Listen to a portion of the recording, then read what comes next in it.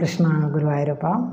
നമ്മൾ ഒരുപാട് കേട്ടിട്ടുള്ളൊരു വാക്കാണ് ആത്മവിദ്യ. ആത്മവിദ്യ എന്ന് പറഞ്ഞാൽ നമ്മളെക്കുറിച്ച് അറിയുക, മനസ്സിനെ കുറിച്ചുള്ള ഒരു അറിവ്, അല്ലെങ്കിൽ നമ്മളെ നിലനിർത്തുന്ന ഉള്ളിലെ ആ ഒരു ചൈതന്യം അതെന്താണ്, അതിനെക്കുറിച്ചുള്ളൊരു അറിവ്, ആ വിദ്യ, ആ ജ്ഞാനം, അതാണ് ആത്മവിദ്യ. അപ്പോൾ അത് എന്തുപോലെയാണെന്ന് ശ്രീരാമകൃഷ്ണ പരമഹംസർ, അതായത് സ്വാമി വിവേകാനന്ദൻ്റെ ഗുരുവായിട്ടുള്ള ശ്രീരാമകൃഷ്ണ പരമഹംസർ പറഞ്ഞിരിക്കുന്നു.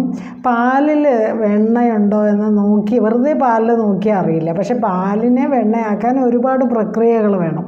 പാല് ചൂടാക്കി, പിന്നെ അതിലേക്ക് കുറച്ച് തൈര് ഒഴിച്ച്, പിന്നെ അത് അപ്പോൾ തൈരായിട്ട് മാറും. ആ തൈരിൽ നിന്ന് ആ തൈര് കടഞ്ഞ് വെണ്ണയെടുക്കാം.